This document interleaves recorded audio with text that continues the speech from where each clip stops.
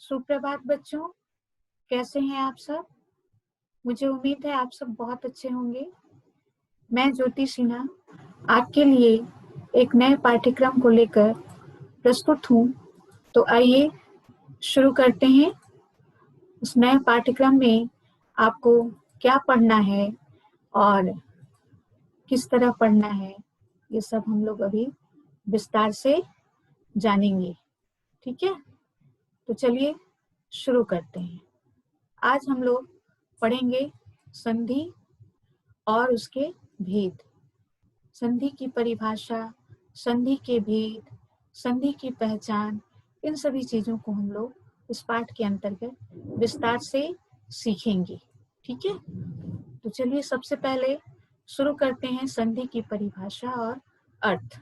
संधि का शाब्दिक अर्थ होता है मेल, अर्थात जब दो निकटवर्ती ध्वनियां आपस में मिल जाती हैं और एक नया रूप धारण करती हैं, तब उसे संधि कहते हैं।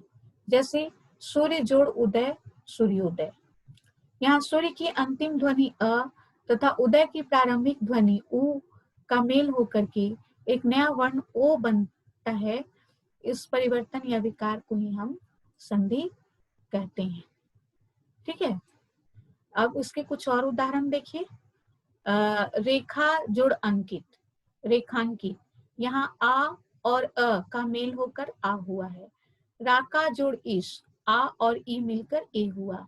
लोक जोड़ उक्ति, लोक में अंतिम ध्वनि क है, अ है, और उक्ति में उ है, अ और उ मिलकर ओ हो गया। इसी तरह पो जोड़ अन, ओ में अंतिम ध्वनि ओ और अ, दूसरे शब्द का प्रथम वर्ण अ, इन दोनों को मिलाकर इस तरह से विकार उत्पन्न हुआ, परिवर्तन आया। ओ और अ मिलकर व बन गए। यहाँ आपको लिखा हुआ है, आप इसको ध्यान से समझिएगा। अति जोड़ अंत, अति में अंतिम ध्वनि ई है, छोटी, और अंत में अ है, प्रथम ध्वनि। तो इन दोनों को मिलकर के विकार उत्पन्न हुआ। तो इस तरह के विकार जहाँ उत्पन्न होते हैं, इस तरह के परिवर्तन जहाँ होते हैं, उसको हम संधि कहते हैं। अब हम संधि के भेद की बात करेंगे। संधि के 3 भेद होते हैं। कौन कौन से? स्वर संधि, व्यंजन संधि और विसर्ग संधि। ठीक है, अब हम लोग स्वर संधि किसे कहते हैं, उसकी क्या पहचान है, इस बारे में बात करेंगे। दो स्वरों के परस्पर मेल से जो परिवर्तन होता है उसे स्वर संधि कहते हैं। जैसे शिव जोड़ आलय, शिवालय। तो आप देखिए, शिव की अंतिम ध्वनि अ है, व में अ है। कोई भी व्यंजन वर्ण बिना स्वर वर्ण के उच्चारण के उच्चारित नहीं किए जा सकते, इसलिए अंतिम ध्वनि यहाँ पर अ है और दूसरे शब्द का आ है। अ और आ मिलकर शिवालय बना। इसी तरह महात्मा में आ अंतिम ध्वनि है और आत्मा की प्रथम ध्वनि आ और आ मिलकर भी आ ही होता है। नर जोड़ ईश, यहाँ नर में अ है अंतिम ध्वनि और ईश में ई है, अ और ई मिलकर ए होते हैं। तो ये परिवर्तन जो आते हैं, ये विकार जो उत्पन्न होते हैं, इसको हम स्वर संधि कहते हैं। स्वर संधि के 5 भेद हैं। वो कौन कौन से हैं? देखिए, दिग् संधि, गुण संधि, वृद्धि संधि, यण संधि, अयादि संधि। ठीक है, अब इन सब की परिभाषा और उदाहरण हम विस्तार से जानेंगे। दीर्घ संधि किसे कहते हैं? जब ह्रस्व या दीर्घ अ, ई, उ से परे क्रमशः ह्रस्व या दीर्घ अ, ई, उ आए तो दोनों मिलकर आ, ई, उ हो जाते हैं। जैसे शास्त्र जोड़ अर्थ, शास्त्रार्थ। धर्म जोड़ अर्थ, धर्मार्थ। तो शास्त्र में अंतिम ध्वनि अ है और यहाँ भी अ है, अर्थ में अंतिम प्रथम ध्वनि। तो इन दोनों को मिलाकर आ हो गया। धर्म जोड़ अर्थ में भी वही बात है। अब आगे देखिए, आगे इसके कुछ और उदाहरण देखिए। अ जोड़ अ मिलकर आ होते हैं। कैसे ध्वनि परिवर्तन होते हैं, ये इसमें मैंने दिखाने का प्रयास किया है। अ जोड़ आ भी आ होते हैं, आ और अ भी आ होते हैं, और आ भी आ होते हैं। इनके उदाहरण दिए हुए हैं। सूर्य जोड़ अस्त, यहाँ दोनों में अंतिम ध्वनि और प्रथम ध्वनि अ है, मिलकर आ हो गया। शिवालय में अंतिम ध्वनि शिव में अ और यहाँ अ और आ मिलकर भी आ होता है। इसी तरह विद्या जोड़ अर्थी, प्रथम शब्द का अंतिम ध्वनि जो है प्रथम शब्द की वो आ है और दूसरे शब्द की प्रथम ध्वनि अ है, यानी आ और अ मिलकर भी आ ही होते हैं। ये यहाँ पर सिद्ध किया जा रहा है संधि के शब्दों के द्वारा। ठीक है, यहाँ पर आपको दोनों रूप दिखाया गया है, विच्छेद किया हुआ रूप भी दिखाया गया है और संधि का रूप भी दिखाया गया। ठीक है, आगे चलें। यहाँ भी कुछ वर्णों का मेल स्वर संधि में इस प्रकार से होता है और ऐसे परिवर्तन आते हैं, तो इसमें भी मैंने दिखाने का प्रयास किया है। जैसे ई और ई मिलकर दीर्घ ई बन जाते हैं, ह्रस्व ई और दीर्घ ई मिलकर दीर्घ ई बन जाते हैं, दीर्घ ई और ह्रस्व ई मिलकर दीर्घ ई बन जाते हैं और दीर्घ ई मिलकर भी दीर्घ ई ही बनते हैं जब वर्णों का मेल होता है किसी शब्द में संधि के अंतर्गत। तो ऐसे शब्द बनते हैं। इसी तरह ऊ में भी है, ह्रस्व ऊ मिलकर दीर्घ ऊ बनते हैं, ह्रस्व ऊ और दीर्घ ऊ मिलकर दीर्घ ऊ बनते हैं, दीर्घ ऊ और ह्रस्व ऊ मिलकर भी ऊ बनते हैं जो दीर्घ होते हैं, और दोनों ऊ अगर दीर्घ है तो ऊ दीर्घ ही रहेगा।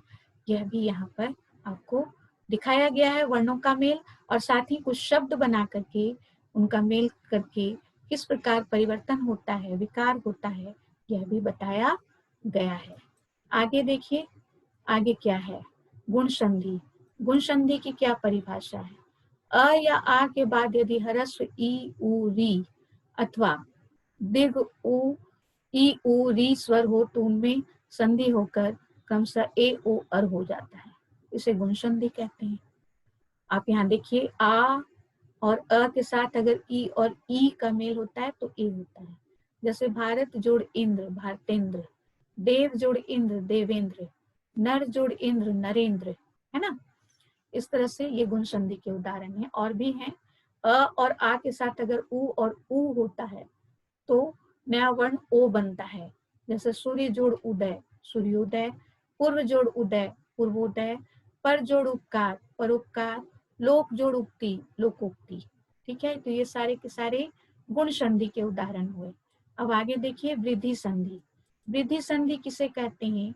अ या आ के बाद यदि ए हूं तो उनके स्थान पर ए, तथा अ आ के बाद ओ हूं तो उनके स्थान पर अ हो जाता है। ए तथा अ स्वर वृद्धि स्वर कहलाते हैं और इस तरह इस संधि को वृद्धि संधि कहते हैं। तो उदाहरण में आप देखिए, अ और आ के साथ अगर ए या ए है तो वो ए हो जाता है। जैसे एक जोड़ एक एक होता है, मत जोड़ एक मतैक्य होता है, सदा जोड़ एक सदैव होता है। ठीक है, ये आप देख लीजिए। आगे यण संधि। यण संधि किसे कहते हैं?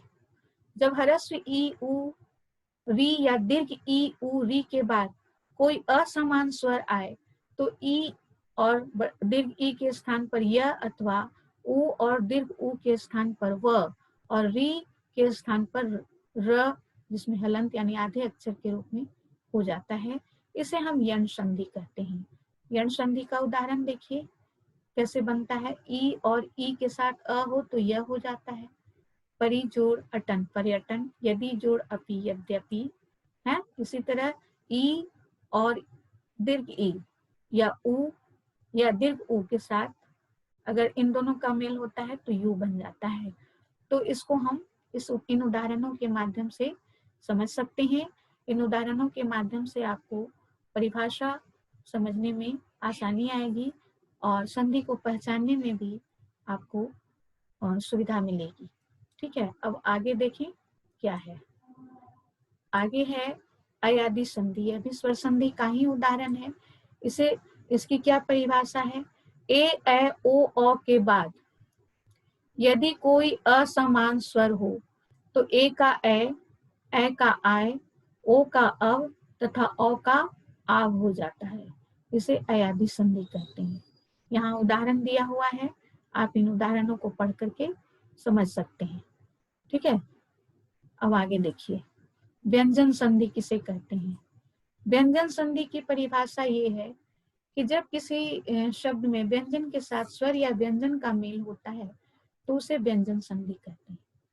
कहने का तात्पर्य क्या है कि दोनों वर्णों में से कोई एक स्वर हो और दूसरा व्यंजन हो तो वह व्यंजन संधि होगा, और अगर दोनों ही व्यंजन हो तो भी वह व्यंजन संधि होगा। यहाँ पर उदाहरण दिए हुए हैं। दिक जोड़ अंत, क में हलंत यानी अंतिम ध्वनि क ही है, और अंत में अस्वर है और दिक में क व्यंजन है। यहाँ व्यंजन और स्वर का मेल हो रहा है, तो ये व्यंजन संधि का उदाहरण है।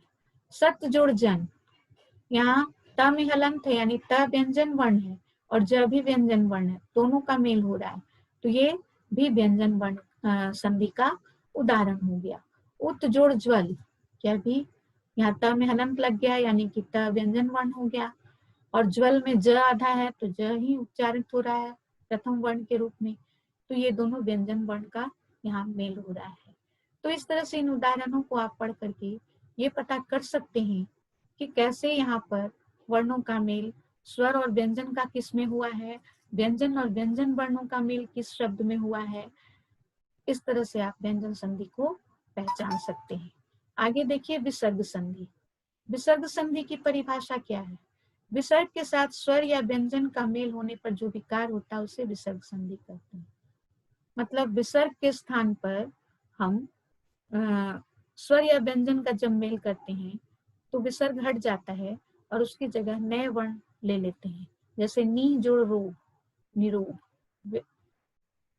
निह में उच्चारित ह होता है, लेकिन वो जब विसर्ग हट गया तो रोग हो गया, निरोग एक साथ हो गया। इसी तरह नी जोड़ संकोच, निसंकोच, यहाँ विसर्ग का स्थान आधा स ले लिया। नमः जोड़ कार, नमस्कार। तो इस तरह से इन सभी उदाहरणों को पढ़ करके आप ऐसे समझ सकते हैं। ज्यादातर विसर्ग के स्थान पर आधे स का प्रयोग होता है, दंत स के रूप में हो चाहे मूर्धन्य स के रूप में हो, लेकिन आधे स का प्रयोग ज्यादा होता है, कहीं कहीं पर नहीं भी होता है। तो इन उदाहरणों के माध्यम से आप संधि और उसके इसको समझ सकते हैं। ठीक है, अब आज के लिए इतना ही। आपको, मुझे उम्मीद है ये सारी बातें समझ में आई होंगी। अब आपको आज के लिए बस